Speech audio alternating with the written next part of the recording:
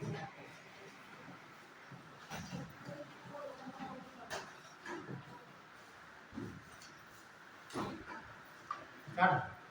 आज का टॉपिक है वायुमंडल का संगठन। चलिए स्टार्ट करते हैं। कल भी चर्चा किए थे, कई क्वेश्चन बताया था आप लोगों को, और मैंने कहा था कि आप लोग पढ़ के भी आएंगे। पढ़ के आया और कैसे आएगा आपको? पढ़ के आया तो गुड, नहीं आया तो वेरी गुड, है ना। सब तो बताएंगे ही, पढ़ने की जरूरत क्या है। देखिए अपने आप मेहनत करनी है, ठीक है। यहाँ आपको नोट बनवाए जाते हैं, गाइडलाइन किया जाता है, लेकिन जो आप मेहनत करोगे, ठीक है, वो करना जरूरी है। आप मेहनत करने का मतलब साफ पेपर लीजिए, उसको सॉल्व करिए, कोई समस्या हो तो हाँ कोचिंग भी लेकर आइए। सर ये बात समझ में नहीं आ रही, और जब पढ़ोगे तो समस्याएं जरूर आएंगी, मैं बार बार कहता हूँ। नहीं पढ़ना कोई चाहते नहीं घर पर, है ना। तो हम उम्मीद करते हैं आप लोग पढ़िए, सॉल्व करिए, और एक अच्छी बुक भी आपको पढ़ना है। तो स्टार्ट करें। तो कल क्या बताया गया था आपको? संगठन। तो आपको बताया गया था एक प्रकार के ठोस पदार्थ,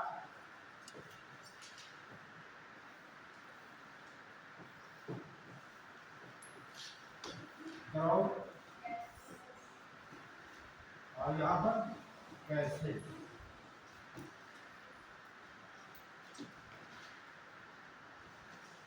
तो यदि डालेंगे ठोस पदार्थ, वायुमंडल के ठोस पदार्थ, वायुमंडल के ठोस पदार्थ।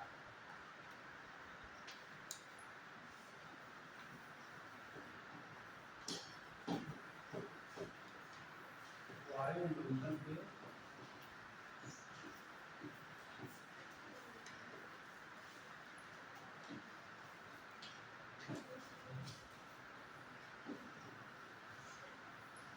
ठोस पदार्थ। तो ठोस में क्या क्या बताएगा आपको?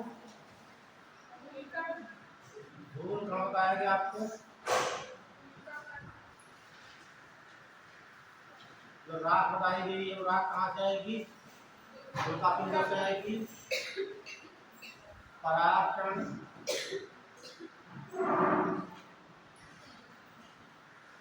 और क्या बताएगा आपको? एक और बताया इतने ही है। तो ये कण है, इन्हें कहा क्या जाता है? नोट कर लीजिए।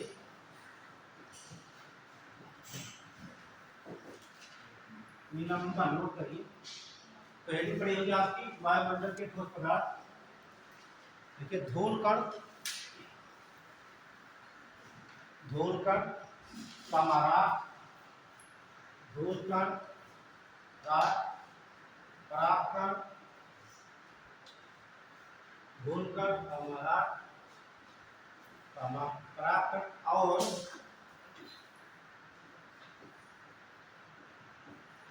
लवण के कणों को निलंबन कहा जाता है। निलंबन कहा जाता है।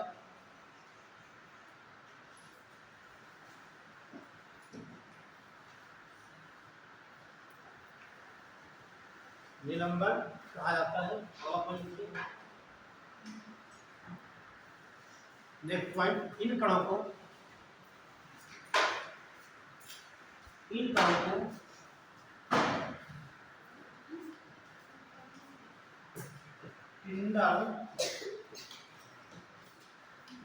प्रभाव के द्वारा देखा जा सकता है। इन कणों को टिंडल प्रभाव के द्वारा देखा जा सकता है।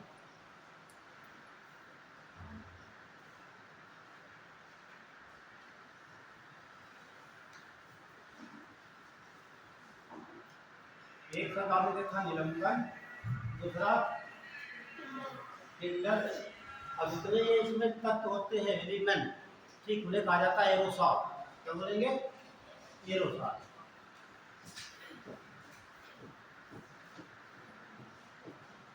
बिल्कुल लीजिए, वायुमंडल में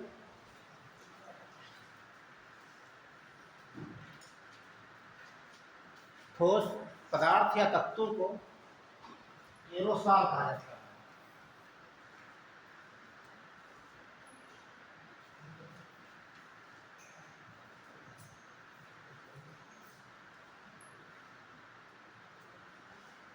तो स्टेटमेंट यूपीएससी यहीं से देता है।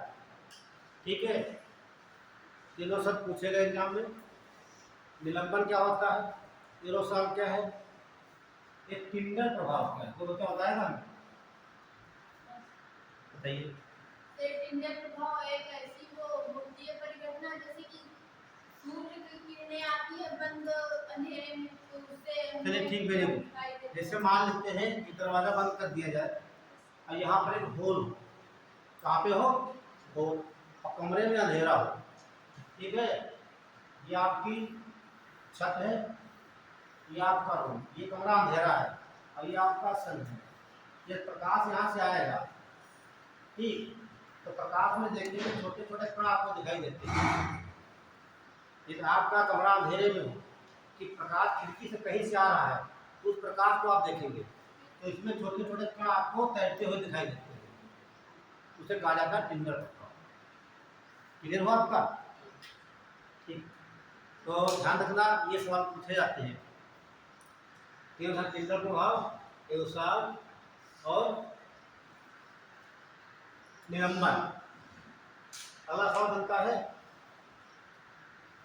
देखिए, इन कणों की उपयोगिता, वायुमंडल में उपयोगिता क्या है, यह सवाल बनता है। उपयोगिता,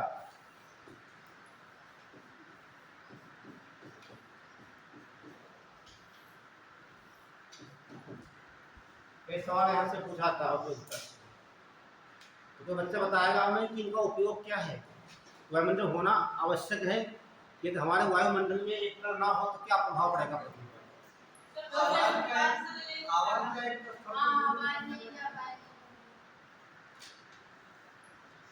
क्या हाँ, इसको एक स्थान से दूसरे स्थान में ले जाने में क्या होगा?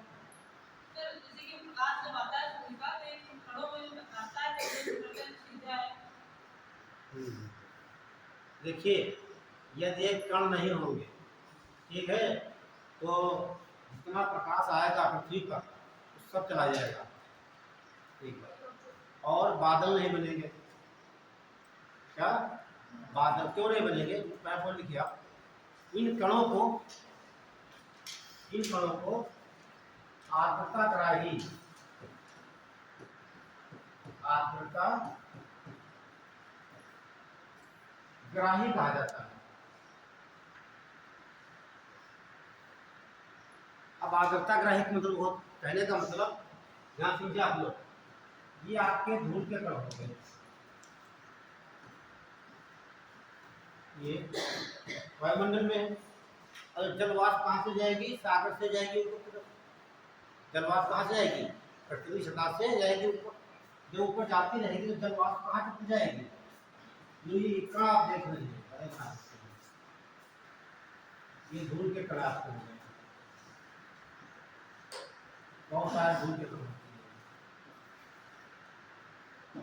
ये जो धूल के कण है ये वायुमंडल में होंगे, जलवाष्प जाएगी, जलवाष्प में चिपक जाएगी चारों तरफ। जलवाष्प जब चिपक जाएगी इनका आकार क्या हो जाएगा? आकार बड़ा हो जाएगा और ये कई आपस में मिल जाएंगे, कई आपस में मिल जाएंगे, मिलकर एक बड़ी बनाते हैं पानी की बूंद। क्या बनाएंगे? पानी की बूंद। और ऐसे पानी की बूंदें बहुत हो जाएंगे, आपस में मिल जाएंगी सभी, तो ये क्या बनाएंगे? बादल। कहने का मतलब देखिए, यहाँ पर संघनन हो रहा है। क्या हो रहा है? संघनन हो रहा है।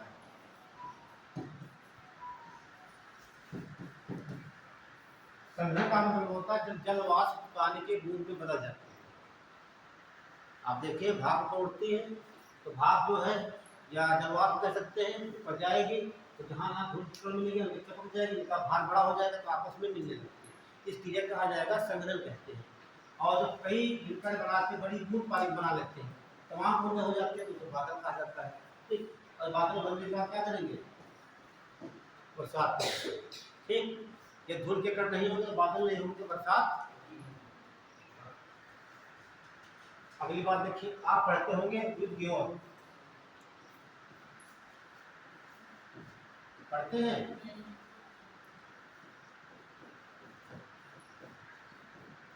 एक यान का साया दिशा में, तो यहाँ जो 3 कण ऊपर दिए हैं, वायलेट, इंडिगो, ब्लू, इनकी तरंगदैर्घ्य सबसे कम होती है।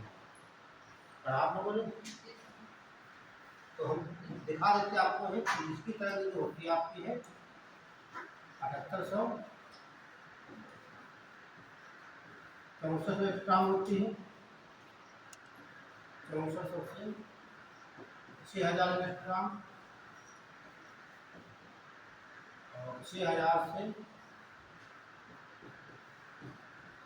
5700 एंगस्ट्रॉम,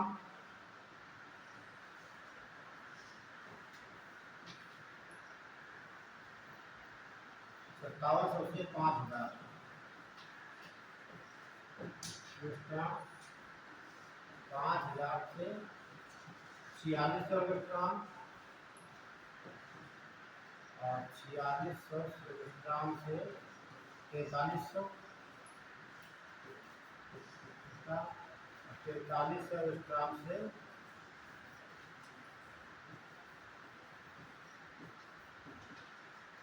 3 रंगों की तरंगदैर्घ्य लिखी है, जो आप ऊपर के तीनों देख रहे हैं, ये इनकी तरंगदैर्घ्य सबसे कम होती है। इसकी वायलेट, इंडिगो, ब्लू। वायलेट कहा जाता है बैंगनी कहेंगे, इंडिगो को क्या बोलेंगे हम? जामुनी कहेंगे, इसे नीला बोलेंगे। तो ये बैंगनी आपका हो गया,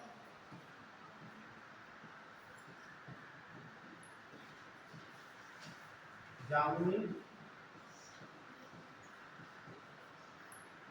और ये नीला।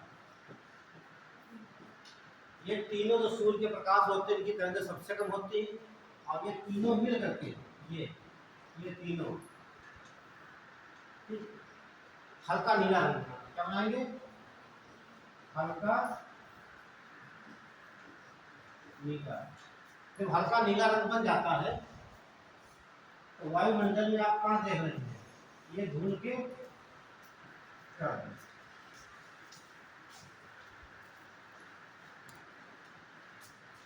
ये आपके धूल के कण होते हैं। और यही रंग जो है कि ऊपर चमकता है, क्या होता है? जब पड़ेगा तो ये चीजें डिस्पर्स कर देते हैं, प्रकीर्णन, प्रकाश को फैला देते हैं। इसी की वजह से आपका जो है कि आकाश का रंग नीला दिखाई देता है। किस कारण? स्कैटरिंग ऑफ लाइट, प्रकाश का क्या बोलेंगे? स्कैटरिंग, फैलाव से प्रकीर्णन कहा जाता है। क्या बोलेंगे? प्रकाश का प्रकीर्णन।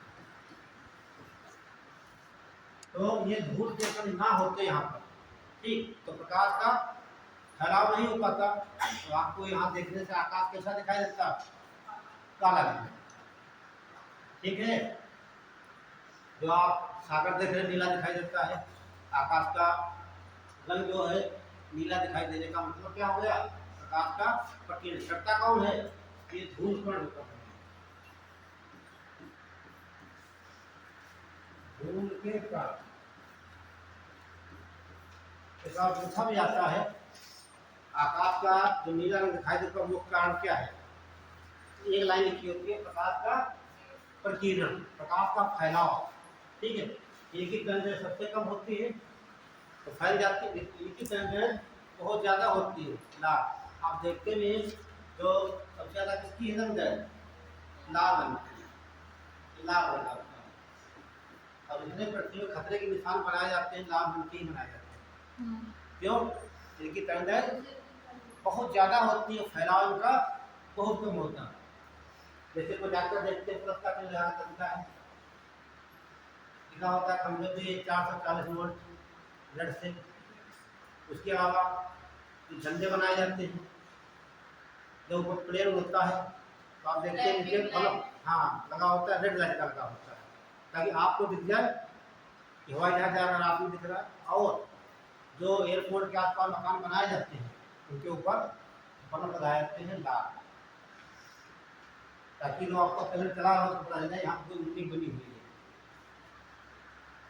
तो ये आप प्रयोग देख रहे हैं, ठीक। इसी की वजह से ये धूल के कणों का उपयोगिता है, तो आप एक लाइन नोट कर लीजिए आप, ठीक है। क्या नोट किए थे आप कुछ ही नहीं बताइए क्या ही कहते हैं। इन्हीं कणों में जलवाष्प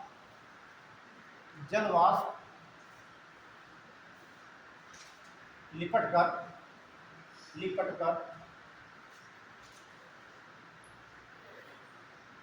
जल बूंदों का निर्माण होता है,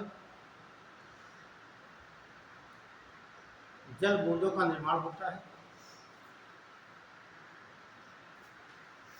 और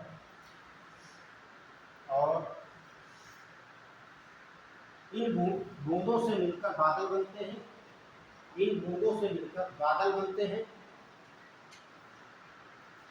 इन बूंदों से मिलकर बादल बनते हैं, जिससे संवहनी वर्षा होती है, जिससे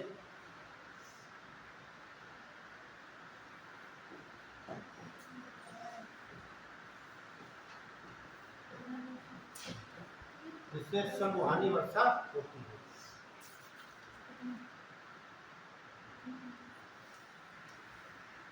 मैंने बहुत सी बातें लिखा तो बता दी है। जब यूपीएससी सवाल पूछेगा, ठीक है, तो सीधे स्टेटमेंट देता है, ठीक।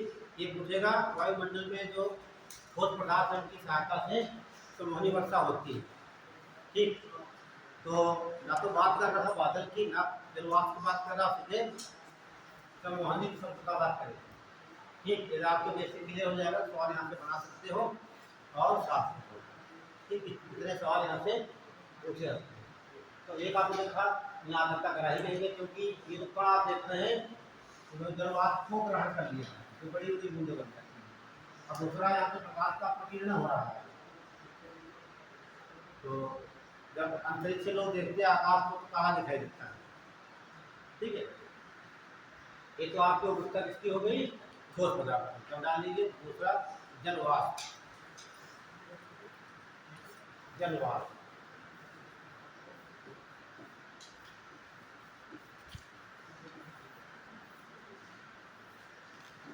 यहाँ से सवाल पूछा गया भाई IS 24 में, ठीक है। क्या पूछा गया कि जैसे पृथ्वी आपकी है, पहले देखिए तो पृथ्वी आपकी हो गई, इसका वायुमंडल है, ये वायुमंडल, वायुमंडल कुल भार का 2% पाया जाता है जलवाष्प। जितना वायुमंडल का टोटल भार है वेट, ठीक, उसका 2% क्या है, जलवाष्प। जल है वायुमंडल की कुल द्रव्यमान का, वायुमंडल के कुल द्रव्यमान का, वायुमंडल के कुल द्रव्यमान का 2% जलवाष्प पाई जाती है। ये सवाल पूछा गया है।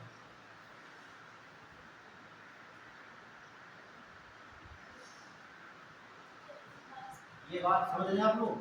कहने का मतलब जो ये पृथ्वी के अलावा हमारा वायुमंडल है, जो यहाँ गैसें पाई जा रही हैं, कि धूल के पाई यहाँ जितनी जलवाष्प है, पानी की मात्रा, ठीक, जितना इसका वेट है 100% वेट आपका है कि मास का जो है, उसमें जो 2% क्या है आपका, जलवाष्प, ठीक। ये बात बनती है। अगली बात बनती है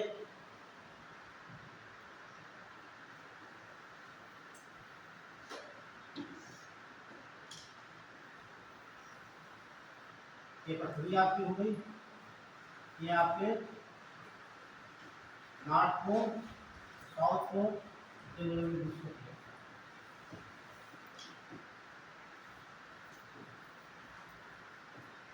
और जब वनडे एग्जाम देंगे तो कभी सवाल यहाँ से नहीं पूछा था, जो आपको लिखाया है वनडे एग्जाम यहाँ से सवाल कभी नहीं पूछता है, केवल यूपीएससी पूछता है और यूपीएससी पूछता है, ये बात ध्यान रखना।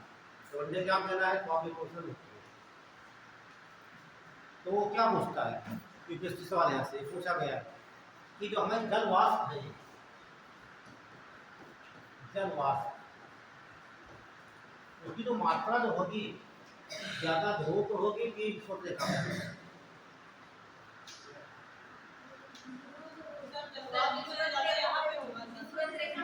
पहले आप लोग नहीं इधर करेंगे।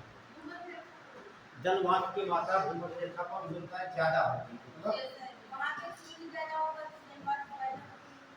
यहाँ पर अधिक होगी तो यानी कि यहाँ पर ऑटोमेटिक हो जाएगी, है ना? आप लोग सहमत है इस बात से? सब लोग आपने आंसर बताया तो आप बताइए क्यों ऐसा, क्यों यहाँ एक लोग बताइए। सर जैसे कि सूर्य की किरणें विषुवत रेखा पे ज्यादा पड़ती है तो जल वाष्प ज्यादा बनेगी। वेरी गुड, ठीक। कथन और कारण दोनों सत्य है ना? कहने का मतलब यहाँ पर ये आपका सन हो गया और ये आपका यहाँ पर सीधे प्रकाश की किरणें पड़ती है, तो पानी ज्यादा मात्रा में बॉयल होकर टेम्परेचर ज्यादा रहता है, पानी कहाँ जाएगा? वाष्प के रूप में। लेकिन यहाँ क्या होगा, यहाँ टोटल बर्फ है, ठीक, बर्फ जमी हुई है, उसके अलावा सूर्य का प्रकाश नहीं पहुंचता, तो यहाँ जब वाष्प बनती है 1% और यहाँ बनती है 4%, समझ लीजिए। तो ये हम कह सकते हैं जो जल वाष्प पृथ्वी पर है भूमध्य रेखा से ध्रुव की जाने और कम होगी। अब बात करें भारत की, बात कर ले थोड़ी देर के लिए।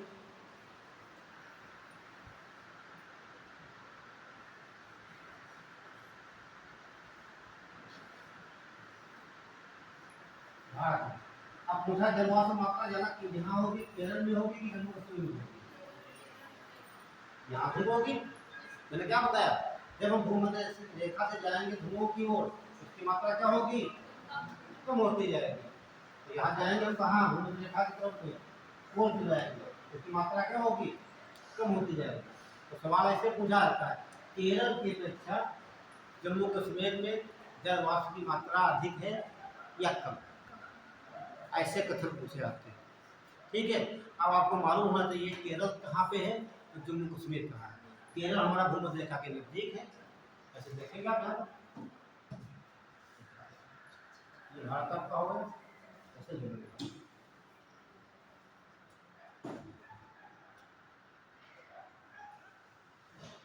तो ये आपका केरल है, तो यहाँ जल वाष्प क्या होगी?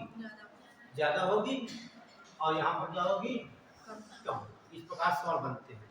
जब जाएंगे दोनों तरफ, इधर जाएंगे तब कमी होगी, ऊपर जाएंगे तब कमी होगी। ठीक, नोट कर लीजिए।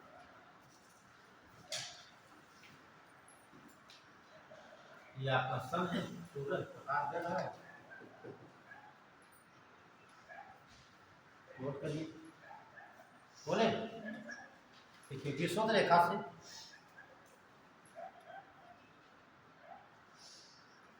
ध्रुवों की ओर जाने पर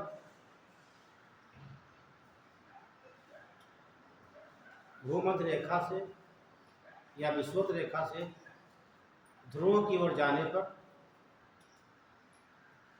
जल वाष्प की मात्रा में कमी आती जाती है।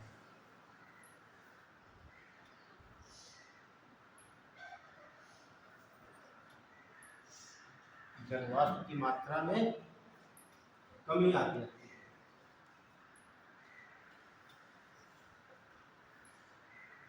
और यूपीएससी यही जाता है, आप बेसिक कॉन्सेप्ट क्लियर करिए, ठीक। इसलिए सारे सवालों को कथन करके देता है, स्टेटमेंट करके, वहाँ रटने वाला बच्चा पास नहीं हो पाएगा, ठीक है। सवाल कैसे बना देगा, यहाँ पर कोई महाद्वीप का नाम धर देगा, ठीक। आपको मालूम होना चाहिए कहाँ से कर्क रेखा गुजरती है, कहाँ से मकर रेखा, कहाँ से विषुवत रेखा, ठीक है। उसी के आधार पर अगला सवाल बनेगा कि क्यों देखिए ऊपर जा रहा है और अक्षांशी मान घट रहा है कि बढ़ रहा है? बताइए। अक्षांशी मान क्या हो रहा है? घट रहा है कि बढ़ रहा है? बढ़ेगा सर, बढ़ेगा कम बढ़ेगा, क्योंकि यहाँ पर 0 होता है, जीरो से ऊपर की हो जाएगी। यहाँ पर 90 होता है, यहाँ पे 90 होगा, है ना। 0 1 2 3 4 5। जब अक्षांशी मान बढ़ेगा तो जलवाष्प घट घटेगा। जाएगी, उल्टा इस प्रकार का पूछा था। ठीक ऐसे पूछेगा कि अक्षांशी मान बढ़ने के साथ साथ जलवाष्प की मात्रा कम होती है। ये बात नोट कर लीजिए आप, नोट करिए। अक्षांशी मान बढ़ने के साथ साथ, अक्षांशी मान बढ़ने के साथ साथ जलवाष्प की मात्रा कम होती जाती है।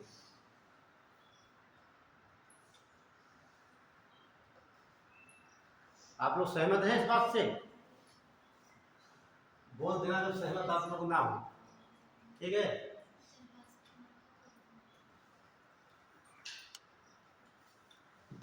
कोई बच्चे नहीं बोल रहे हैं। बड़ी शांति है। हाँ, जब शांति होती है तब तक मामला सही नहीं है। ये आपकी 8 हो गई, ये 0 डिग्री होती है तो क्या जाएंगे 1 2 3 4 5 करते करते 90 आ जाएंगे। तो यहाँ अक्षांश 0 है, ये क्या होगी 1 2 3 4, यहाँ पर 23.5 आ जाती है। इसका तो बढ़ रहा है, अब यहाँ पर कितना आता है 66 आ जाता है। ऐसे ही इधर क्या हो जाएगा 23 हो जाएगा,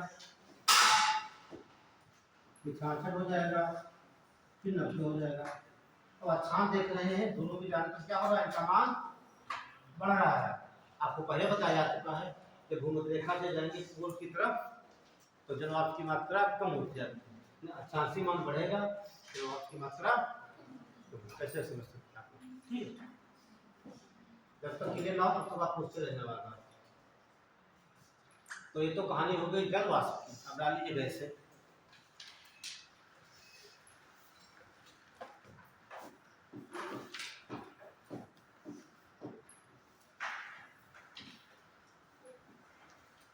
गैसों को दो भागों में बांट देते हैं, एक तो परमानेंट और दूसरी टेम्परेरी।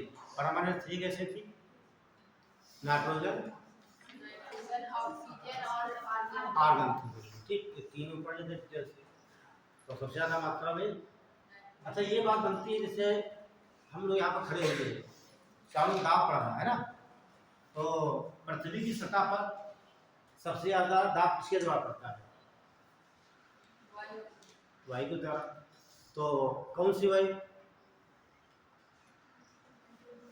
सब पूछा गया है नाइट्रोजन की वजह से, क्योंकि 78% नाइट्रोजन है ना, 78% नाइट्रोजन है, बाकी 22% में सारी गैस है। तो सबसे ज़्यादा दबाव उसका रहता है नाइट्रोजन। अगला एक पूछा था जनरल सवाल, देखिए पूछा गया है, मतलब थीसिस में नहीं आया है कि जब अपने टायरों में हवा भराते हो, ठीक है, पंप से भरे या मशीन से भरे, तो कौन सी हवा मुख्य भरी जाती है? आर्गन भरी जाती है। तो नाइट्रोजन वायुमंडल में पंप से हवा भरते हैं तो कहाँ से हवा लेते हैं? कहीं साके में हवा भरा पंप से, क्या करते हैं उसको खींचते पहले हैं, तो वायुमंडल की हवा कहाँ जाती है? अंदर जाती है, तो वही तो जाएगी ट्यूब पे। तो नाइट्रोजन कितनी है? ऑक्सीजन तो मान लेते हैं 20.830, और यहाँ पर आपकी 0.9। आज बताइए, तो वायुमंडल से हवा लेंगे ज्यादा मात्रा कौन सी आएगी?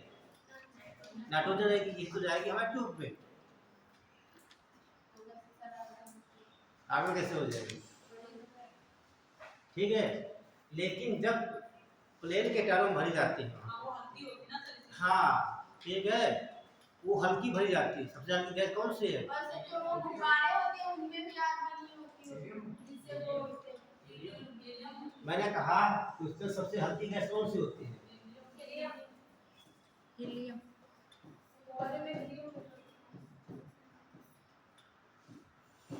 सबसे हल्की गैस, मैंने ये क्वेश्चन नहीं पूछा है, कि एरोप्लेन के टायरों में मतलब ट्यूब में कौन सी हवा भरी जाती है, कौन सी गैस भरी जाती है। मेरा क्वेश्चन ये नहीं है, मेरा क्वेश्चन ये है सबसे हल्की गैस कौन सी। सारे लोग आंसर आ रहा, कुछ इसमें गड़बड़ है तभी तो बाबा हम आपको ऐसे डाल रहे हैं, आप बात समझ दे रहे हैं हमें।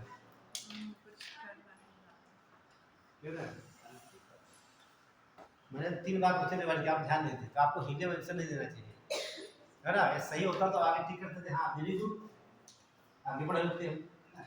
यह पूछा जाए एरोप्लेन के टायरों में कौन सी गैस भरी जाती है तब बोलेंगे हीलियम। ठीक, इससे हल्की कौन सी गैस है?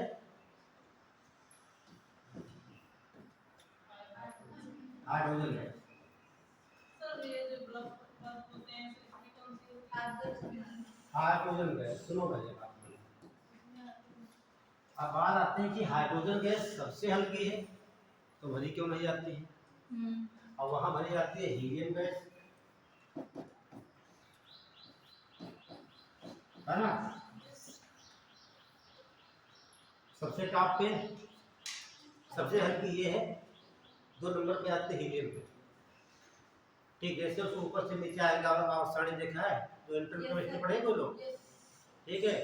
तो आओ साड़ी में ऊपर से नीचे आएंगे, ठीक है। जो सबसे ऊपर है और सबसे हल्की, जो नीचे है सबसे वो भारी। तो आप हाइड्रोजन को देखते फर्स्ट नंबर पे रखा जाता है, ठीक। अब इधर आप देखेंगे हीलियम रखा जाता है, ठीक है। सबसे ऊपर कौन सी गैस होगी? हाइड्रोजन, क्योंकि हाइड्रोजन बहुत ज्वलनशील होती है, इसलिए वहाँ इसका प्रयोग नहीं किया जाता है। अब करते क्या है वहाँ पर हीलियम का, ठीक। गुब्बारों में हल्की गैस भरी जाएगी, ठीक है, क्योंकि गुब्बारा में हाथ भरेंगे वो, हमें उड़ाना है गुब्बारा को कि नीचे बैठाना है? उड़ाना है ना। गुब्बारा हवा भरी आप नीचे बैठ जाए तो क्या उड़ाएंगे आप? नहीं उड़ाएंगे, बच्चे नहीं खेलेंगे। जैसे आप हवा भरी है वो ऊपर भागता है, उसके मतलब उसमें ऐसी हवा भरी जाए जो हल्की हो, और उसके पास हाइड्रोजन भी हो सकती है और हीलियम भी हो सकती है। आप भरे इसलिए हल्की भर दी गई, जैसे प्रथम सतह ऊपर जाएगी। जब गुब्बारे के अंदर ये माने तो गुब्बारा आपका ही, ठीक, इसके अंदर मैंने हवा भर दिया गया, हीलियम या हाइड्रोजन भर दी गई। लेकिन इसका दाब जो है यहाँ क्या है, एक दाब वहाँ निश्चित हो गया, उसका क्या हो गया? निश्चित हो गया। लेकिन जब यही गुब्बारा आसमान में उड़ता जाएगा तो दाब क्या होगा? यहाँ पर दाब कम होता जाएगा। दाब कम कहाँ का होगा? इसके बाहर का, अंदर का दाब कम होगा? नहीं कम होगा।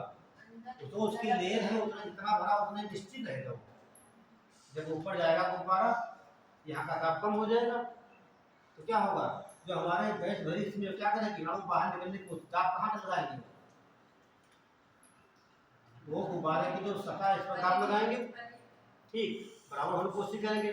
अंत में दाब यहाँ घटता जाएगा, इसका दाब निश्चित रहेगा, अंत में जाकर इसकी दीवार को तोड़ दे, गुब्बारा दब जाता है। गैसों का वो होता ही है वो फैलना। हाँ देखिए, कोई भी बराबर होना चाहता है, ठीक है।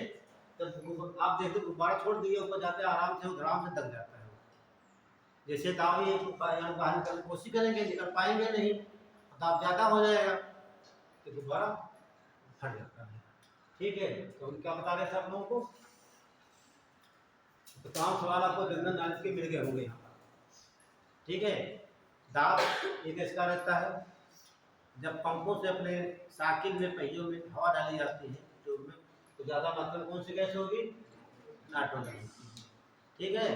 ऑक्सीजन मत लगा देना, ये हीलियम मत लगा देना, क्लियर। और एरोप्लेन के टायरों कौन कौन भरी जाएगी? हीलियम, सबसे हल्की ये है। अच्छा एक क्वेश्चन पूछते हैं, आपने अक्सर देखा होगा जो एयरप्लेन उड़ते हैं वहाँ जो एयर हॉस्टल होती है तो लड़कियाँ क्यों रखी जाती हैं? लड़के नहीं देखा आपने? वेरी गुड, ठीक। अब सेंस यहाँ लगाइए, वो गैस कौन चाहते हैं कि इतनी भारी ना हो उसको उड़ने में समस्या हो, है।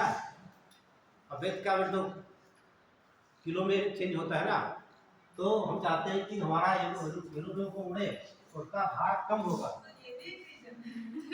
रीजन तो है ही है वहाँ पे, ठीक। लड़कियों की हाइट कम होती है और उनका वेट कम होता है, इसीलिए लड़कियों को रखा जाता है।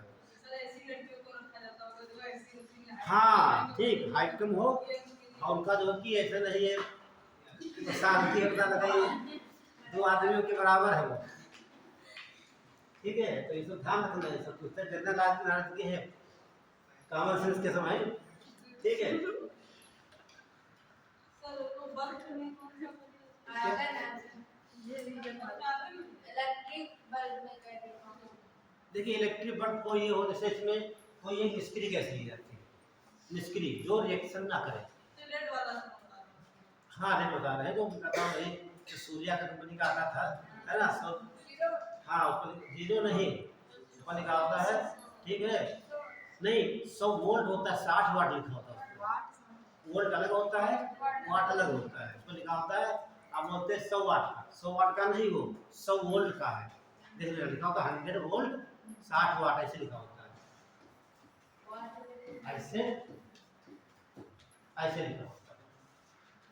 ठीक, अब एलईडी बल्ब आए बोलते हैं 5 वाट का दे दीजिए, 10 वाट का दे दीजिए, 9 वाट का दे दीजिए। ठीक, तो जो बल्ब थे लाल वाले उसमें भरते थे आर्गन गैस। ठीक है, और प्लस भर लेते थे नाइट्रोजन, दोनों मिश्रण भरते थे और उसके अंदर निर्वात बनाया था। पहले क्या बनाएंगे, निर्वात, कोई गैस नहीं रहेगी, पूरा रिएक्शन करेंगे तो आपका तंत्र होता है फिलामेंट, जैसे आपका बल्ब हो गया आपका।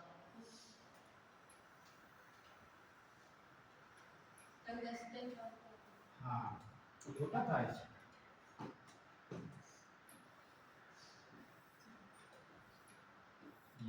ये तार लगा होता है ये वाला, ठीक, ये प्लस है माइनस, तो ये जो होता है टंगस्टन का होता है। तो इसमें ऐसी कैसे भर जाएंगे तो रिएक्शन ना करें, तो ये भरते हैं आर्गन और प्लस नाइट्रोजन का मिश्रण भरा जाता है, ये क्रिया नहीं करेंगे। और यहाँ पर ऑक्सीजन जो बाहर निकाल दिया जाती है, ऑक्सीजन क्या होती है, जलने में सहायक होती है। ठीक, ये बल्ब जलने लगेगा आपको, रियल में जलेगा, जो जलता नहीं वो चमकता है, आपको कहते हैं, है ना, तो वो बल्ब जल रहा है। टंगस्टन जो होता है वो गर्म हो जाता है, इस वजह से चमकने लगता है। हाँ वो चमकता है, जलता नहीं है ना ये वाला। जैसे वो लोहा गर्म करने पर चमकता है, वैसे हाँ ये टंगस्टन कहने का तरीका अलग है, जलता नहीं, क्या बोलेंगे, ये चमकता है। चमकता है। इसमें उससे थ्योरी बता- में लिखा होता है टंगस्टन की चमकने हाँ लगती है। ये टंगस्टन होता है, लगभग 3400 डिग्री से ताप सह सकता है। ठीक है, चलिए, और जब यही ट्यूबलाइट देख रहे हैं आपने, तो इसमें इसको नहीं डाला जाता, इसको नहीं डाला जाता, इसमें जब भरते हैं मरकरी की जलवाष्प, ये सब पूछा गया जलवाष्प, क्योंकि उसके अंदर विद्युत विसर्जन करवाना होता है, इलेक्ट्रॉन उत्पन्न होते हैं और अल्ट्रावायलेट रेज उत्पन्न होती है इसके अंदर, तो प्रकाश ज़्यादा इसका होता है। तो यहाँ बनाता है आर्गन गैस भरी जाएगी और साथ में मरकरी की जलवाष्प। ये सवाल पूछा गया पीसीएस में है, हाइड्रोजन। ठीक है, ये बात ध्यान रखना, ये बल्ब हो गया, ये ट्यूबलाइट हो गया। तो डाल लीजिए नाइट्रोजन का, नाइट्रोजन गैस,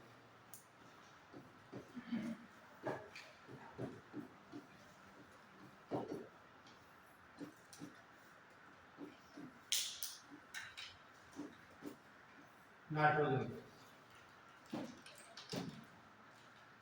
एक लाइन नोट करिए पहले,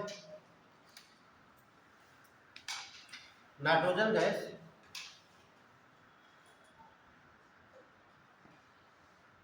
वायुमंडल का एक अनिवार्य घटक है।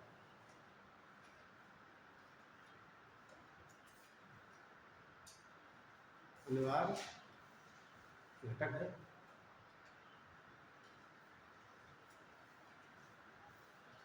अगला बात सुनिए कि जैसे आप आग लग जाती है, ठीक है, तो सवाल पूछा गया है कि जंगलों में आग लग जाए, ठीक है, तो उसमें कौन सी गैस बुझाने में मदद करती है ना। जब घरों में आग लगती है बुझाने में कार्बन डाइऑक्साइड का प्रयोग करते हैं, लेकिन ये आग बुझाने में मदद करती है। या ऐसा बन सकता है एक वायुमंडल की सारी नाइट्रोजन खत्म कर दी जाए तो एक बार लगी आग क्या बुझेगी, वो नहीं बुझेगी। ठीक है, ध्यान रखना। तो अपना लिखिए। देखिए नाइट्रोजन गैस वायुमंडलीय दाब में अहम भूमिका निभाती है। नाइट्रोजन गैस वायुमंडलीय दाब में अहम भूमिका निभाती है।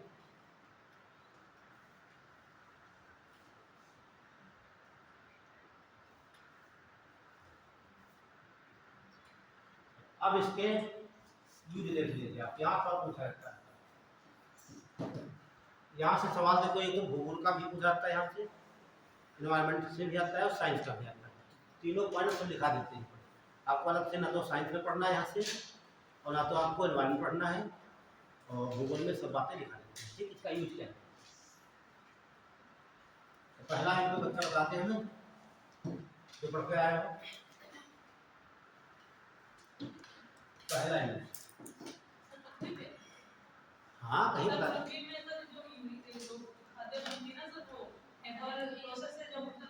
पहले हम बात समझ गया। देखिए क्या कहने का मतलब, जैसे कोई दलहनी पौधा ही है, क्या है दलहनी पौधा, सारी बातें समझते हुए चलना आप लोग।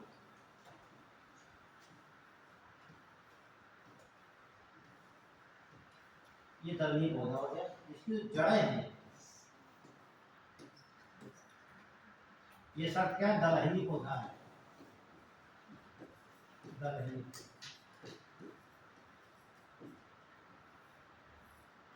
और दलहनी पौधा रखा जाता है, एक फैमिली है लेग्यूमिनेसी। क्या बोलेंगे? लेग्यूमिनेसी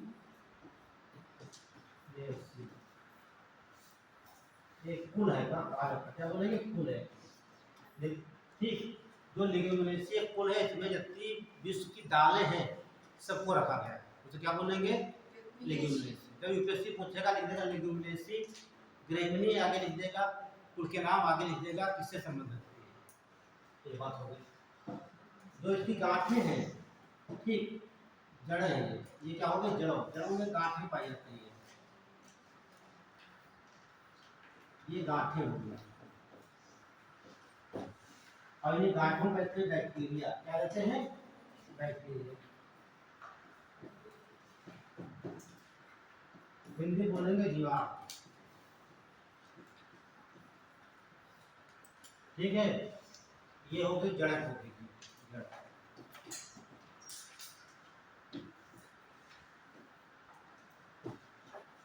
अब ध्यान से देखिए, तो बैक्टीरिया पाए जाते हैं। तो नाइट्रोजन हमारे वायुमंडल की, नाइट्रोजन जो है वायुमंडल की, और नाइट्रोजन जानते हैं पानी में घुलनशील होती है, जल में घुल जाएगी। जब बरसात होती है तो वो पानी के साथ में कहाँ जाएगी? यहाँ पर आ जाएगी नाइट्रोजन। तो नाइट्रोजन कैसे आ जाते हैं पृथ्वी के अंदर, और दलहनी जो पौधे होते हैं इसमें पाए जाते हैं बैक्टीरिया। यहाँ आपको हो गया बैक्टीरिया। अब बैक्टीरिया क्या करेंगे? नाइट्रोजन को बदल देते हैं नाइट्रेट में। नाइट्रेट में ये सवाल पूछा गया कि नाइट्रोजन गैस हो गई आपकी,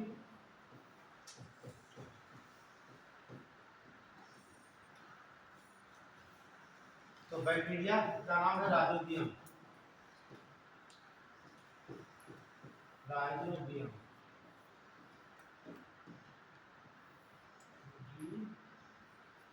ठीक है। तो कहने का मतलब राइजोबियम है, नाइट्रोसोमोनास है, नाइट्रोबैक्टर है, तमाम प्रकार के बैक्टीरिया होते हैं, दलहनी पौधे गांठों पाए जाते हैं, और वायुमंडलीय नाइट्रोजन को नाइट्रेट में चेंज कर देते हैं। जो हमारे पेड़ पौधे होते हैं नाइट्रोजन को नाइट्रेट के रूप में ग्रहण करते हैं। क्लियर? ये इनका सबसे बड़ा प्रयोग हो गया। और आप देखते होंगे जितने दलहनी पौधे उसमें नाइट्रोजन का गैस का प्रयोग है, नाइट्रोजन खाद का प्रयोग नहीं किया जाता। जब आप देखे हुए आपके जो कि परिवार सदस्य किसान है, तो जब आप दलहनी बोते हैं, चना बोते हैं, मटर बोते हैं, उर्द बोते हैं, अरहर बोते हैं, क्या उसमें यूरिया डाली जाती है? कोई खाद नहीं डालती है। ठीक है, उसकी ज़रूरत ही नहीं है, क्योंकि उनकी जगहों में पहले से ये मौजूद है बैक्टीरिया, वो बदल देते उसमें। इसलिए कहते हैं कि बार बार खेती को चक्रीय खेती करना चाहिए। एक बार आपने चना बोया है, फिर गेहूँ बोइए, फिर धान बोइए, फिर तब वो उपजाऊ रहते हैं। ठीक है, तो एक लाइन नोट कर लीजिए जो आप लोग यहाँ पर देखिए, दलहनी पौधों की जड़ों में, दलहनी पौधों की जड़ों में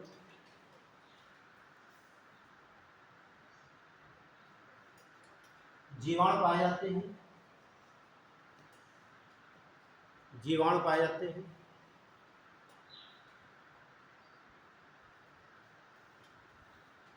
यह जीवाणु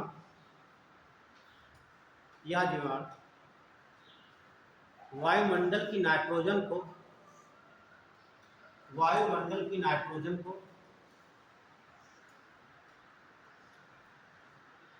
नाइट्रेट में परिवर्तित कर देते हैं, नाइट्रेट में परिवर्तित कर देते हैं।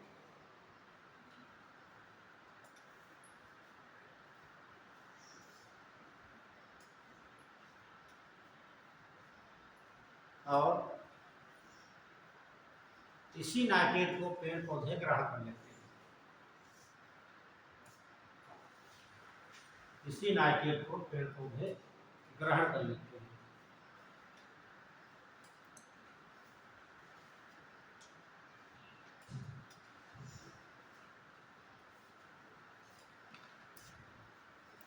दूसरा पॉइंट देखेंगे, जो प्रोटीन बनती है, ठीक, बॉडी में बने या पेड़ पौधों में बने, तो सबसे अहम रोल होता है प्रोटीन का। ठीक है, प्रोटीन का अहम रोल होता है, और प्रोटीन बनाने में मदद करता है नाइट्रोजन। देखिए, नाइट्रोजन प्रोटीन के संश्लेषण में भी सहायता करती है। नाइट्रोजन प्रोटीन के संश्लेषण में भी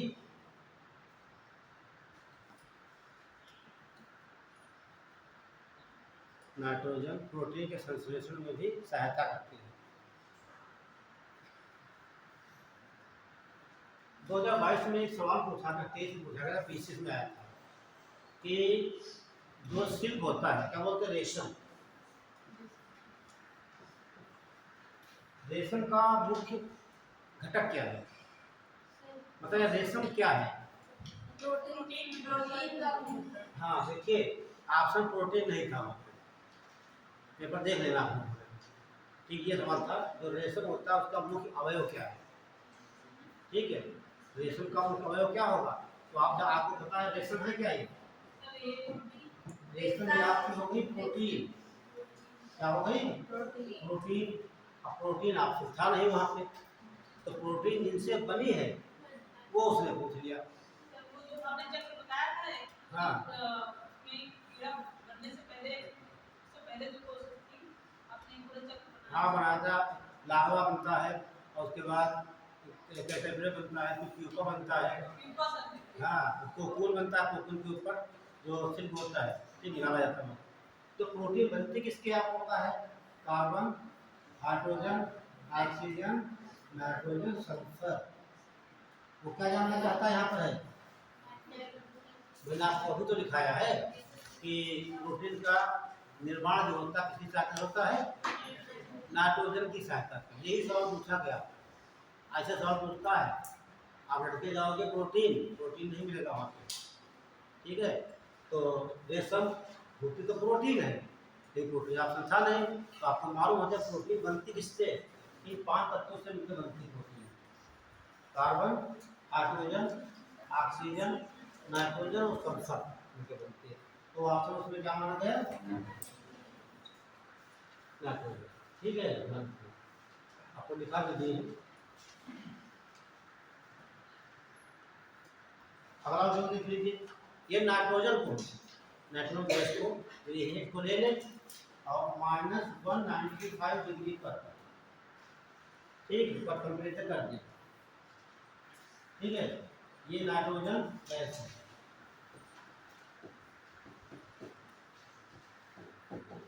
नाइट्रोजन गैस, इसका काम मैंने कितना कर दिया, माइनस, काम बना देंगे, गर्म बन जाए। ठीक, ये नाइट्रोजन का ये सवाल पूछा गया एसएससी। ठीक, तो पूरा नाइट्रोजन का बॉइलिंग पॉइंट कितना होता है? बॉइलिंग मतलब ये गैस कैसे बॉइल होगी? आप गैस को कैसे कर लीजिए, नाइट्रोजन को बॉइल करना है क्या आप कब करेंगे तो कितने बनेगी? जैसे जैसे ताप हो जाएगा वो बदल जाएगी गैस से द्रव में, अब द्रव बदलने का मतलब द्रव खोल सकता है, बॉइल हो सकता है। तो ये नाइट्रोजन का बॉइलिंग पॉइंट होता है। क्या होता है? बॉइलिंग।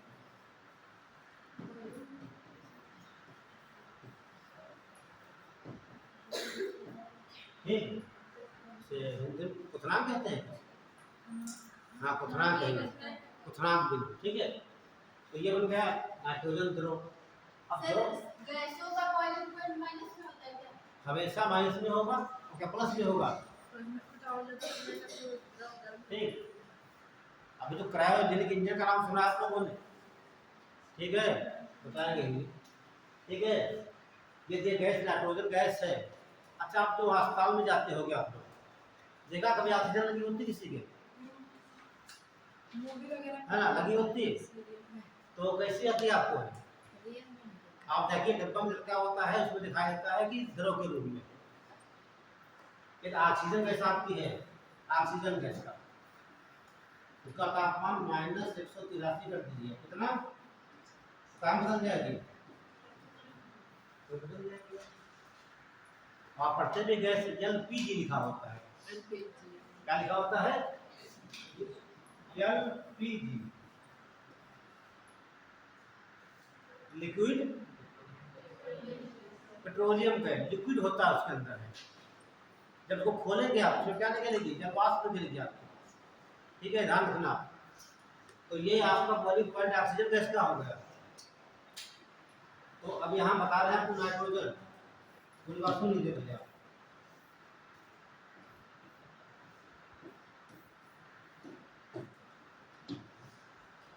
अब इसके यूज क्या है सुनिए हमारी बात। जितने बॉडी के पार्ट होते हैं, जितने बॉडी के पार्ट हैं, वो सब लिक्विड नाइट्रोजन में रखे जाते हैं। जैसे आपने ब्लड को डोनेट कर दिया, ठीक, या आंख का भाग डोनेट किया कि नहीं? सुना होगा आपने। आई का कौन सा भाग डोनेट करते हैं? कार्निया, है ना? तो डॉक्टर क्या करते हैं? कार्निया निकाल के ले जाते हैं, या आप ब्लड डोनेट करते हैं, या आप कोई बॉडी का अंग डोनेट कर देते हैं, तो वहाँ रखा जाता है द्रवित नाइट्रोजन में। ये ध्यान रखना, नोट कर लीजिए।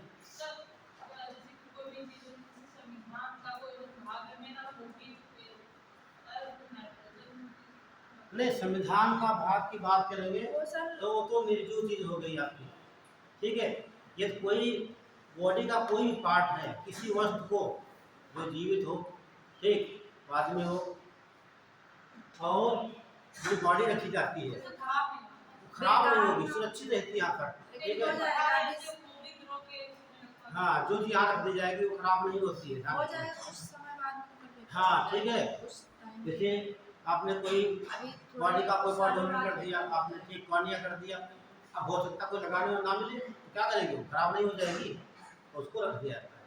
आप देखे होंगे गाँव में गर्भाधान कराया जाता है जानवरों के, डॉक्टर आता है जो डिब्बे बांधे होता है, ठीक है, और उसमें जो एक लंबी सी पाइप होती है, इस प्रकार से पाइप में स्पर्म होते हैं, ठीक है, और जो एक पाइप रखी जाती है डिब्बे के अंदर, तो खोलकर देखिए बहुत से वहाँ से गैस निकलती दिखाई देती है आपको। तो गैस जो निकलती है वो नाइट्रोजन ही होती है, वरना स्पर्म ये मर जाएंगे।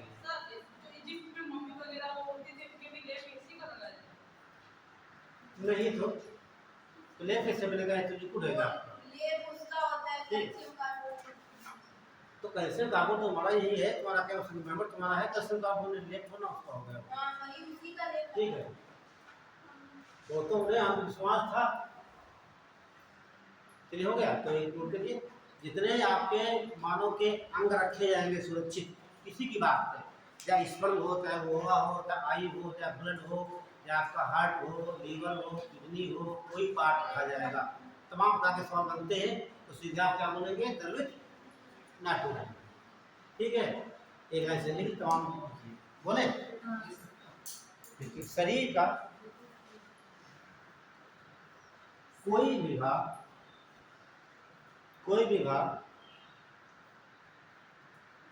द्रवित नाइट्रोजन में सुरक्षित रखा जा सकता है।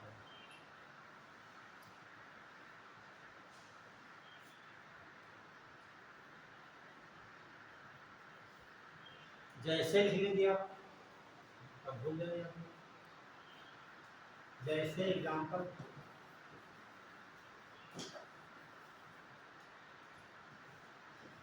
जैसे स्पर्म,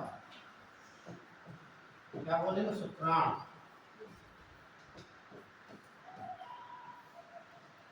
ये हो गया, कॉर्निया हो गई,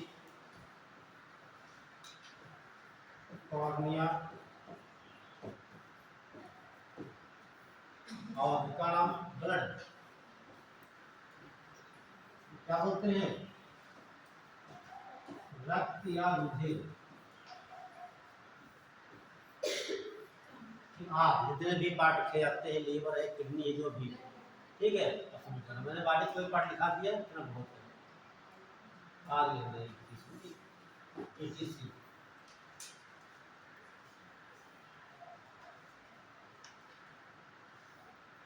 ये बात हो गई। एक और नोट कर लीजिए, ये सब पूछा गया एग्जाम में। जैसे आप दुकानों में देखते हैं कि टेढ़े मेढ़े लिखा है, चिप्स के पैकेट देखते हैं। हाँ, ये देखिए, ये मान लीजिए आपका पैकेट है चिप्स वाला, क्या हो रहा है इसमें, चिप्स बनी, ठीक, ये बनी इसमें 5 बनाना बस, कितने रखे, ठीक है, 5 ही होते हैं। 5 रुपये तो 5 ही बनाए होंगे, ठीक है। ये चिप्स है, तो इसके अंदर गैस भरी जाती है, नाइट्रोजन गैस, तो पूछा जाता है। लेकिन ध्यान रखना, जो ब्रांडेड पैकेट होते हैं उनकी बात कर रहे हैं, ब्रांडेड पैकेट, ठीक, जो ब्रांडेड पैकेट होते हैं उसमें कोई खाद्य सामग्री भरते हैं, क्या बताएंगे, खाद्य सामग्री भर देंगे, और उसके अंदर भरते हैं नाइट्रोजन। नाइट्रोजन काम होता है जिसके अंदर आर्द्रता रहती है, जो खाद्य पदार्थ उसमें जल होगा नहीं होगा, जो रखे खाद्य पदार्थ उसके अंदर जल होता है, और जल की आर्द्रता को वो शोषित करते रहते हैं, ठीक। और जब भी फाड़ेंगे गैस निकल जाएगी, आपको ये कड़क मिलते हैं। अब आप इसको फाड़ दीजिए, रख दीजिए, 10 मिनट बाद आप देखिए, बेकार नहीं, इसको आप दांतों से काट नहीं पाओगे, ठीक है, इतने वो प्लास्टिक जैसे हो जाएंगे। एक बात देखा होगा, तो बुझाता है कि ब्रांडेड पैकेटों में कि कौन से गैस भरी जाती है, कारण क्या है, आर्द्रता को अवशोषित करने। एक बात और देखा होगा, जो पैकेट होते हैं, ठीक, इन पैकेटों के किनारे सफेद पन्नी लगी होती है, यहाँ व्हाइट ही देखे होंगे, दूसरा तो नहीं देखे होंगे आप लोग, कोई खा लेगा, जैसे बगैर बाहर ना निकले, ठीक, हाँ, तो व्हाइट पन्नी जो लगी होती है एल्युमिनियम की पार्ट होती है, हाँ, बाहर ना निकले।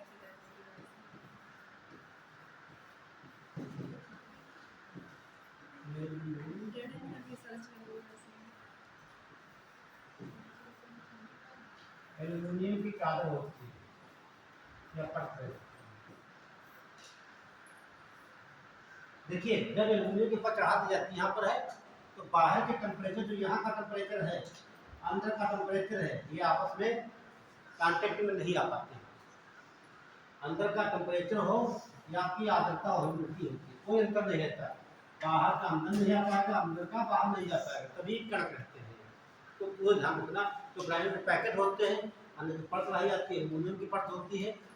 दूसरा पॉइंट कि उसके अंदर जो गैस भरी जाती है वो खास में सुरक्षित रहती है, उसका नाम है नाइट्रोजन। देखिए ब्रांडेड, ये सब पूछा गया, ठीक, ब्रांडेड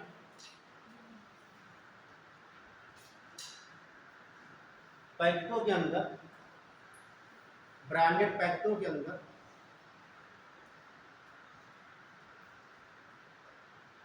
खाद्य सामग्री की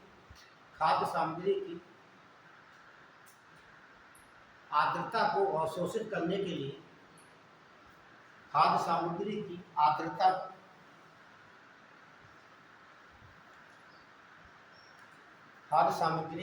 आर्द्रता को अवशोषित करने के लिए नाइट्रोजन गैस भरी जाती है।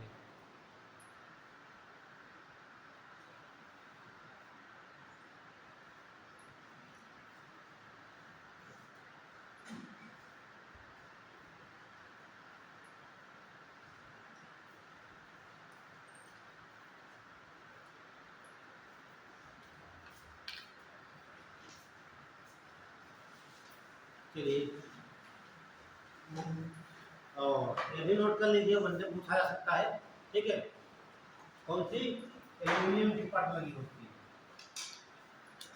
अब सोचिए कितना महंगा बनाते हैं, गैस में डालते तब देते हैं 5 रुपए का, है ना? इतना सस्ता भी। सब्जी कम होने चाहिए और है ना? तो महंगा होना चाहिए ना हिसाब से। भाई एक पैकेट बनाया गया, जो गैस भरी गई उसके अंदर, ये खाद सामग्री बनाने में पैसा लगा होगा।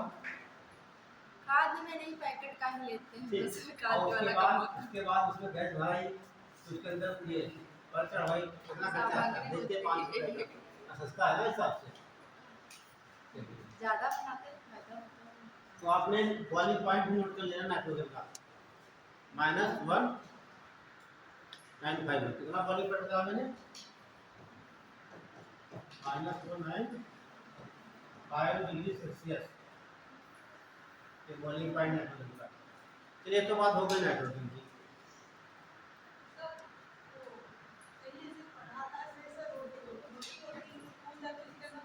अच्छा, चलिए बता देते हैं, साइंस का सवाल है। नहीं नहीं, ऐसे नहीं, बढ़िया पढ़ लीजिए। जैसे आपने कहा जो रोटी फूलती है, तो रोटी बनती किसकी? सोचो हमारे पास गेहूँ, गेहूँ है क्या?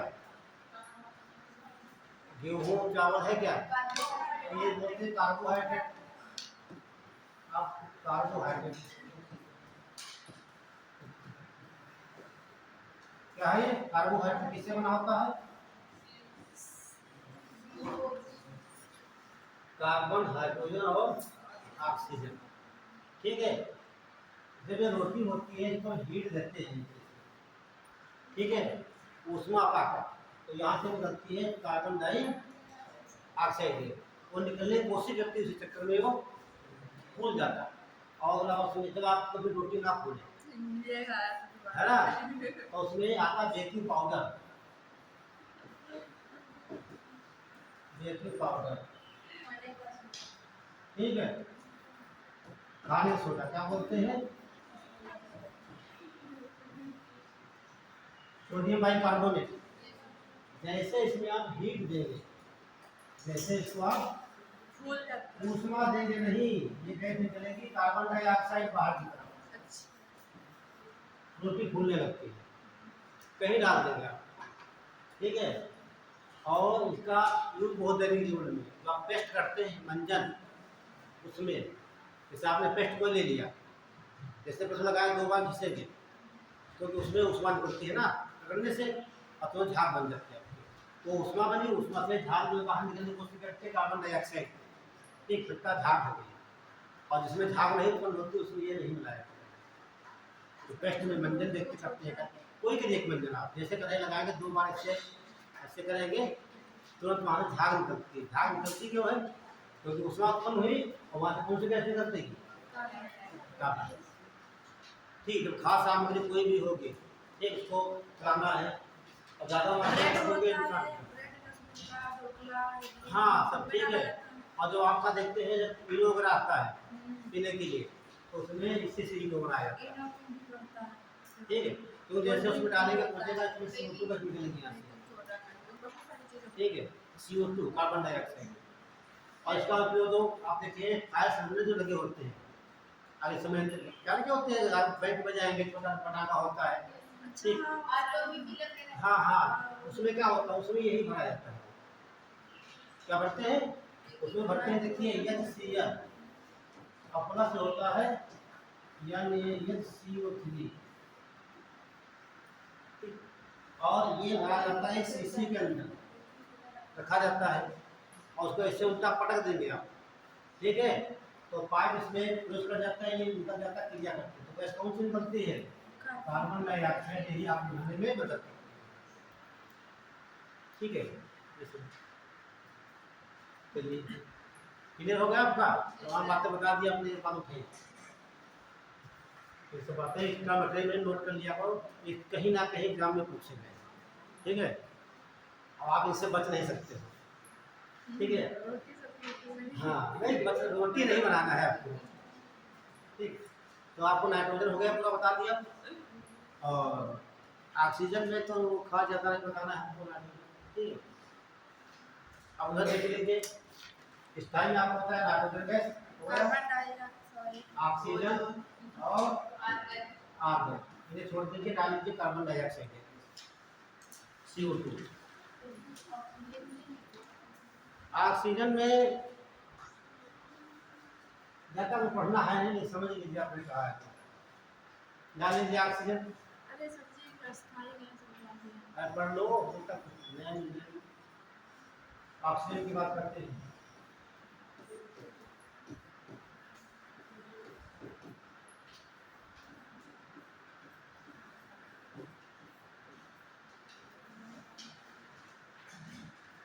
पहला पॉइंट नोट कर लीजिए,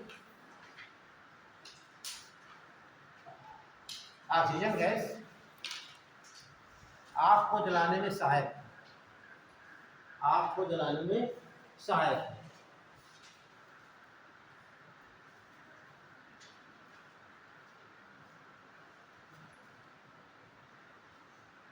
अब ये मिलेगी कहाँ से ऑक्सीजन गैस, बताइए? वायुमंडल से मिलेगी। वायुमंडल में कहाँ से आएगी? पेड़ पौधों से। हाँ देखिए, ये जो आपकी लीव्स होती है, पौधा मान लीजिए, ये लीव्स आपकी होती है, कोई भी पत्ती है, ठीक है? ये कोई पेड़ की पत्ती है, ठीक है? और पत्ती के अंदर छोटे छोटे छिद्र देखते आप हैं इससे, वेरी गुड, इन्हें स्टोमेटा कहा जाता है। क्या बोलेंगे? स्टोमेटा।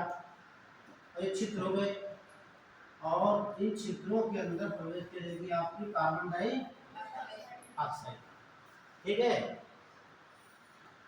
प्रवेश कर गई, और पत्तियां हरी किस लिए हैं? क्लोरोफिल है, यहाँ देख लीजिए आप, यहाँ पर पूरा। तो कार्बन डाइऑक्साइड कहाँ चले गई? वायुमंडल से। और प्लस जल कहाँ है? पत्तियों में, अभी तो हरी है वो, ठीक है? और ये आपका सनलाइट हो गया, और ये आपका नीचे क्लोरोफिल, क्लोरोफिल नीचे हो गया, और जो बनेगा यहाँ पर तो ग्लूकोज बनेगा, C6H12O6, और आपकी गैस पर निकलेगी इसकी क्या बोलेंगे हम? प्रकाश संश्लेषण।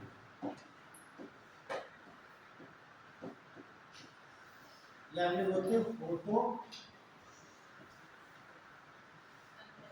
सिंथेसिस। तो अब सवाल बनता है कि जो पृथ्वी पर ऑक्सीजन प्राप्त होती है, ज्यादा मात्रा में स्थल भाग से मिलेगी कि सागरीय भाग से मिलेगी?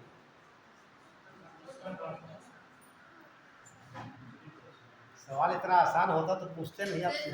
सागरीय जल ज्यादा होता है। हाँ बताइए।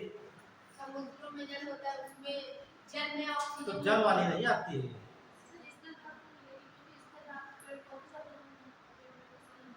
हाँ अच्छा, ये बताइए 29% स्थल भाग है, 70% जल भाग है। ये सवाल टेट में पूछा गया, जो दे रहे हो देख लो, जाकर पूछा गया सबसे ज्यादा मात्रा में ऑक्सीजन कहाँ से प्राप्त होती है? स्थल भाग की जल भाग? ठीक, ये जल हो गया, ये स्थल हो गया। जो स्थल जल भाग देखते समझना वाली बात, जो ये सब सागर महासागर इसमें आ जाएंगे, तो आप देखते हैं कभी जाना सागर के पास, तो सागर देखते इस प्रकार से भरा हुआ, यहाँ पर आपको बहुत छोटे छोटे पौधे मिलेंगे यहाँ पर, ठीक? और यहाँ से दूसरे निकलते दिखाई देते आपको, जो निकलते दिखाई देते हैं वो आपकी ऑक्सीजन है, ठीक है? इन्हें कहा जाता है एलगी या कहते सहवाग।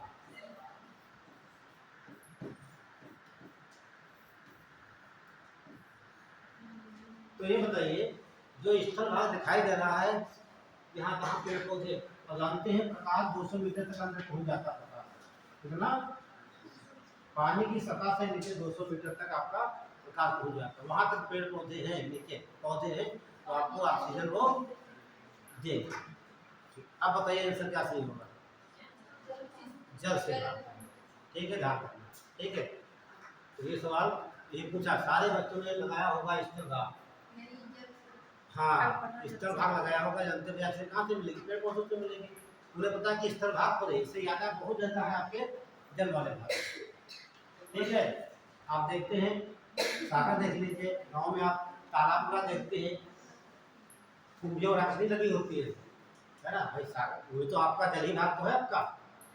जल बर्फ की जो बर्फ बनी फिर भी सर्दी में सूखी क्यों है? नहीं, हम जल की बात कर रहे हैं, जल की सतह से। नहीं सर, नहीं, जब बर्फ जम जाएगी तो पेड़ पौधे नीचे मरना है, जिंदा कैसे रहेंगे भाई? जैसे ध्यान समझिए, आप साइंस पढ़ने लगे इस समय, ये कोई पौधा है, ध्यान समझना हमारी बात, ये जड़ें हैं, भोजन कहाँ बनेगा? यहाँ बनेगा भोजन, बना भोजन, बनने के बाद सीधे कहाँ आएगा? जड़ में आएगा। किसके द्वारा आएगा? फ्लोएम के द्वारा, फ्लोएम के द्वारा पत्तियों बना भोजन आकर जड़ में आ गया, और उसके बाद यहाँ जड़ से जाएगा पूरे बॉडी के अंदर, तो जाएगा जालिम के द्वारा। अब यहाँ पर पूरी बर्फ हो जाए, क्या हो जाए? ये बर्फ कर दिया जाए। अब जो भोजन बना किसके द्वारा आ रहा है? जल के द्वारा। भाई ग्लूकोज बनेगा तो कैसे यहाँ से पत्ते चढ़ कैसे आएगा? नहीं, आज कैसे आएगा? जब द्रव होगा, पानी होगा तभी तो आएगा वो, पानी ना तो कैसे आ पाएगा? अब पूरा बर्फ बन गई तो क्या पत्ती में भोजन बन पाएगा? यहाँ नहीं बन पाएगा। जो ट्रांसपोर्ट है, परिवहन, वही जहाँ का कहाँ रुक जाएगा। अक्सर आप देखते हैं ज़्यादा मात्रा में पाला पड़ता है, किसान लोग क्या करते हैं, तो पानी लगा देते हैं, तो गेहूँ बोते हैं आप लोग, कहते पाला बहुत पड़ रहा है तो पानी लगा दीजिए। पानी क्यों लगाते हैं लोग? क्योंकि ऊष्मा का सबसे बड़ा अवशोषक होता है जल, ठीक है। और जब आप पानी भर देंगे यहाँ तक खेत में, पाला कितना भी, पाला मतलब आपका पत्तियां यहाँ पर पानी, जो अंदर पानी है पानी में जम जाएगा, जो भोजन बना है पत्तियों में जब तक नहीं आएगा, आपका गेहूं का पौधा सूख जाएगा। जब यहाँ पर पानी भर देंगे इतना, ठीक है, और जितनी आपका यहाँ पर हीट है उसकी, बर्फ की, वो शोषित कर लेगा पौधा जम, ठीक है, ध्यान रखना।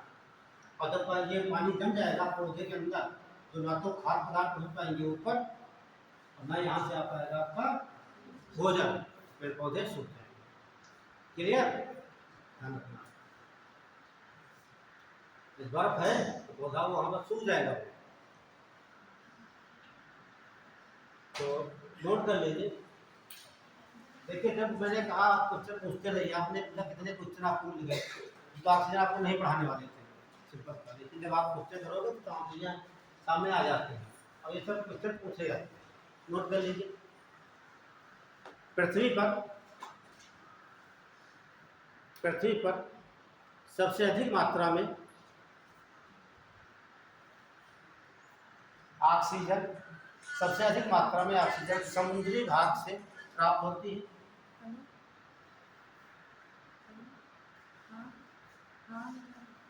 सबसे अधिक मात्रा में समुद्री भाग से प्राप्त होती है।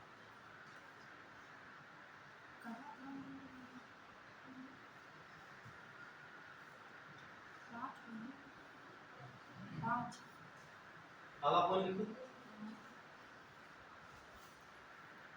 ऑक्सीजन,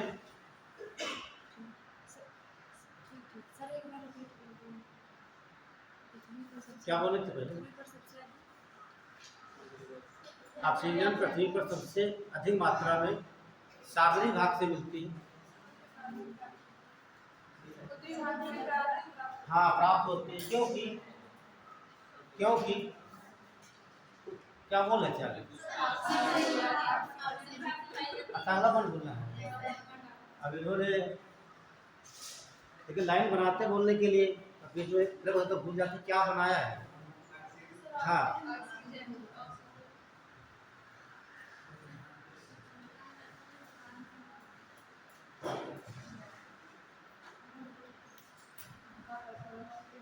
छोटू ये भी अभी आ जाएगा। तो लाइन बोल दीजिए, पहले वाले क्या बोले हैं? पृथ्वी पर सबसे अधिक मात्रा में ऑक्सीजन समुद्री घास से प्राप्त होती है। प्राप्त होती है। ऑक्सीजन पेड़ पौधों में, ऑक्सीजन पेड़ पौधों में प्रकाश संश्लेषण की क्रिया से, प्रकाश संश्लेषण की क्रिया से उत्पन्न होती है।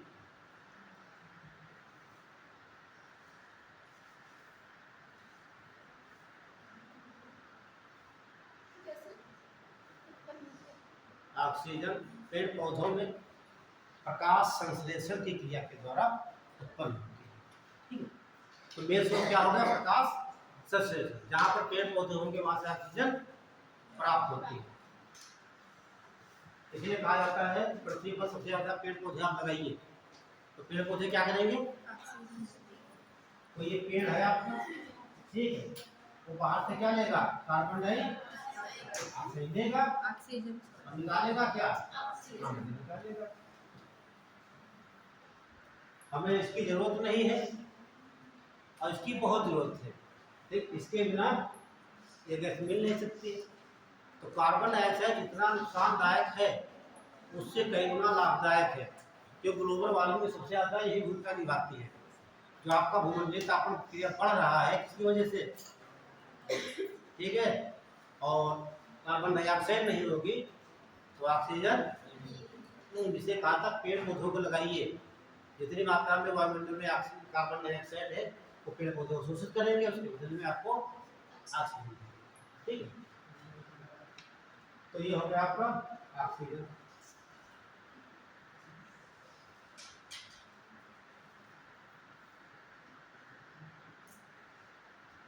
चलिए ऑक्सीजन हो गया, कार्बन डाइऑक्साइड भी बता दिया आपको।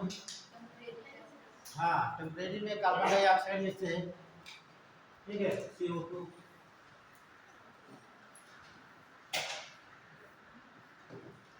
ये तो प्रकार बाकी इसके और भी साधन तमाम है। ठीक, जंगलों में आग लगती है, वहां से लगती का में नोट कर लीजिए, जो स्रोत लिखिए कार्बन डाइऑक्साइड के स्रोत।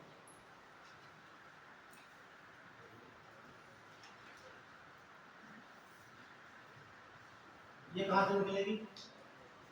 जंगलों में आग लग हाँ लिख लीजिए, जंगलों में आग लगने से, जंगलों में आग लगने से। अगला ज्वालामुखी क्रिया द्वारा,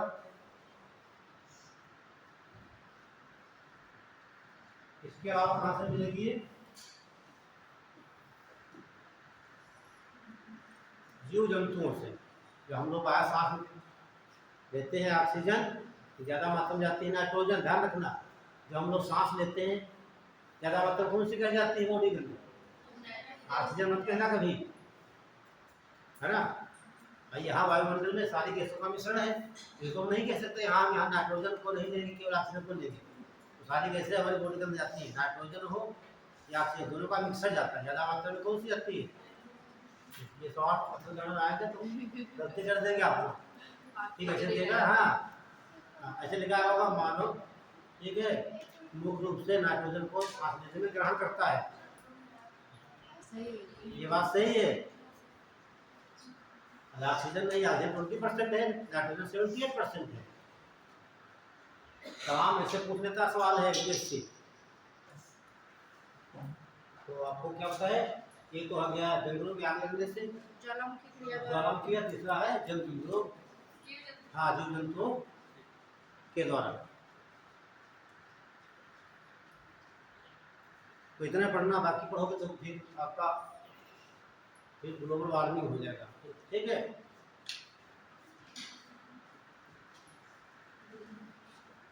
चलिए यहीं पर रोकते हैं। अब डाल लीजिए वायुमंडलीय परतें, जो बात पर पढ़ते आना, वायुमंडलीय परतें,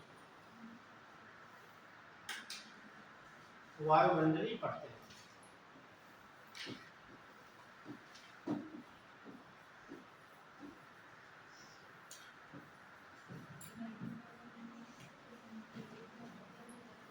यहाँ से सवाल पूछा जाता है, ठीक है। वार्ड में पढ़ते जो है यहाँ से एक सवाल अक्सर पूछा जाता है, ठीक। अब विशेषकर जो आप लोग टेट पर देते हैं वहाँ से आता ही है, और आपके एग्जाम में भी पूछा जाएगा।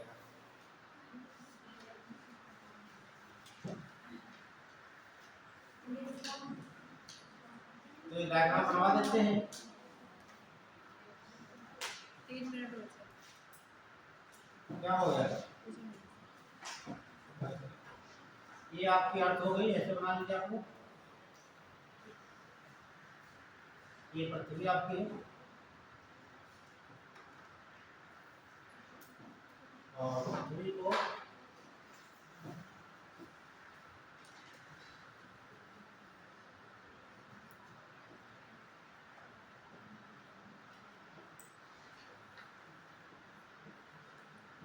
ये किसको लिखा होगी?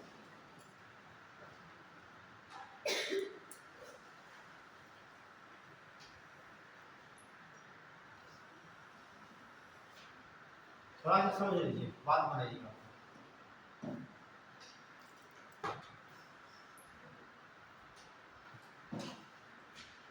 ये आपकी पृथ्वी हो गई।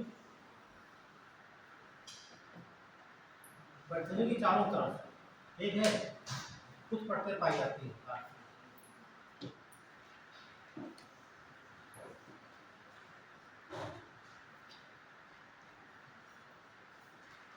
इस प्रकार से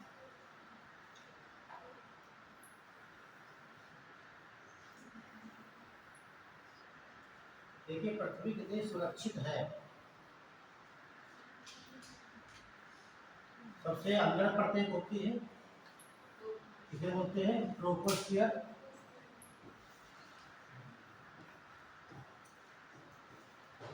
और दूसरी इसे बोलते हैं स्ट्रेटो,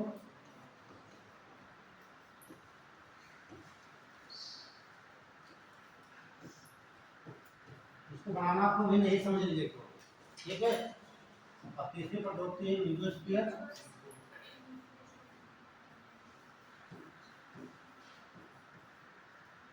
ये होती है आपकी आयनो,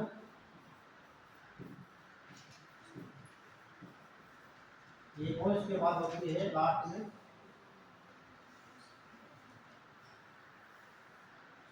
एक्सोस्फियर।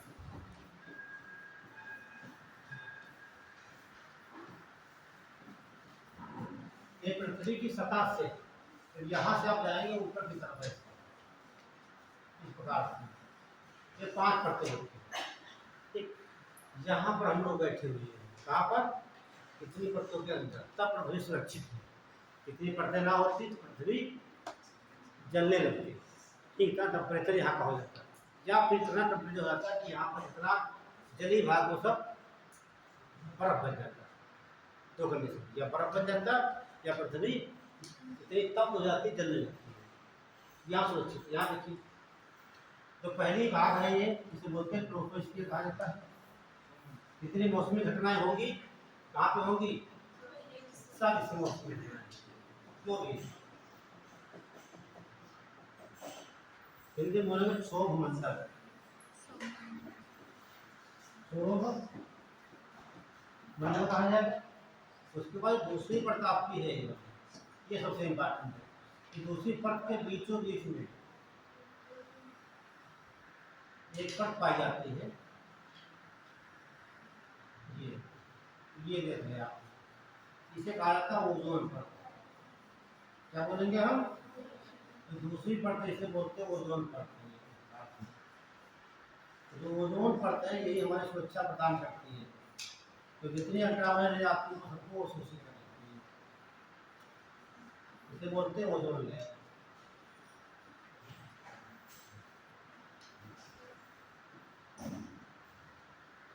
और उसके बाद देखेंगे मेसोस्फीयर, फिर आयनोस्फीयर, और मैंने कल कहा भी था अरोरा की घटना पढ़ के आना, है ना। कहाँ घटेगी अरोरा घटना? इसमें, ठीक है। तो कितनी पढ़ते पढ़ना हम लोगों को है? समय हो गया, ठीक है। जवाब वेट कर लीजिए 5 मिनट, फिर हम बताते हैं आपको। रुक गया चल तो नहीं रहा है बंद कर दीजिए